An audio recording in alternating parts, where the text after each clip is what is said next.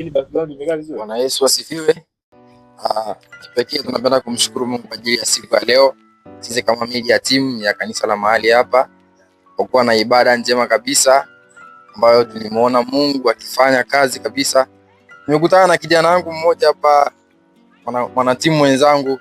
Natamani kidogo atuelezee kiasi gani leo ameiona ibada au ameenjoy kwa namna gani. Nitaomba ajitambulishe kwanza. Karibu pia. Amen. Bwana Yesu asifiwe. Kwa majina naitwa Haleluya Amos Mtanda. Kwa hapa Pichimi Nyala A na hudumu kama mtu wa media team. Kiukweli ibada ya leo imebariki sana, hususan kwa watumishi ambao walisimama katika zamu zao katika masuala ya kuombea ibada as well as katika masuala ya kuabudu na kusifu. Pia napenda kumshukuru Mungu kwa ajili ya nafasi ambayo ametujalia, maana tulikuwa tuna shuhuda ambazo zimepata kujenga, tumepata kumwona Mungu. Kuna watu wamepiganiwa na Mungu, wameepushwa na ajali na vitu mbalimbali. Tumepata kujengeka katika imani ya kwamba Mungu tunayemwabudu ni Mungu ambaye anatupenda na anatujali. Vile namshukuru Mungu hata juu ya kwa neema na afya na kibali. Maana ni kipindi hii wiki ambayo tumepita, ni mambo mengi ambayo yamepita katikati, lakini tumeendelea kuona Mungu.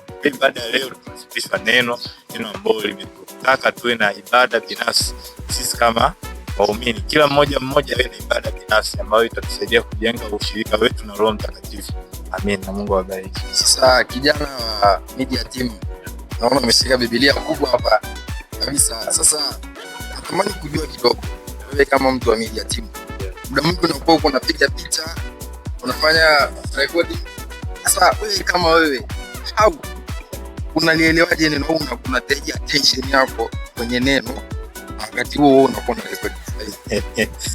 Kwa kweli bwana kaka, umenichallenge swali ambalo kidogo ni challenge. Kwa upande wangu bwana, ninapokuwa nafanya kazi ya media team, kuna wakati ambao huwa na catch up moment ambazo nahisi zitakuwa ni potential sana, zinatakiwa zionekane kama ni memories, lakini kuna zile moment ambazo nakuta na sizirekodi au nakuwa sija keep attention sana, ambazo nakuwa na penye nimekaa nasikiliza neno, ila wakati mwingi kiuhalisia attention kubwa inakuwa ni kuangalia subject ambayo nakuwa na record.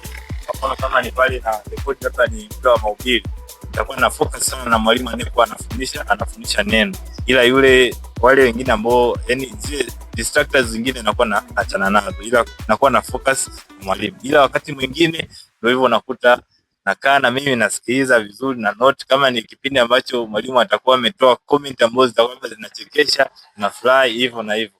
Ila kiuhalisia mimi kwa binafsi huwa siwezi kufanya kazi mbili kwa wakati mmoja. Yaani attention kubwa nikiwa kwenye recording, basi ninakuwa nimekaa kwenye recording na sio nasikiliza. Ila muda mwingine ndo nasikiliza kwa mantiki hiyo. Mungu akubariki. Amina.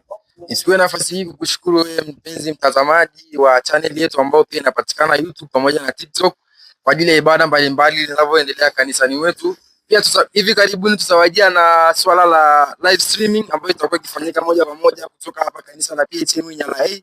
Nipende kukushukuru sana. Karibu sana kanisani. Tupo mkabala na barabara inayoelekea Lupeta Sekondari. Na Mungu awabariki sana. Karibuni ibadani Jumapili. Karibuni kwenye mzunguko wa siku ya leo utakaofanyika Nzowe kuanzia saa 9:30. Hivyo saa 9 kamili tufike mahali hapa kwa ajili ya kuweza kuondoka. Mungu akubariki sana. Amen.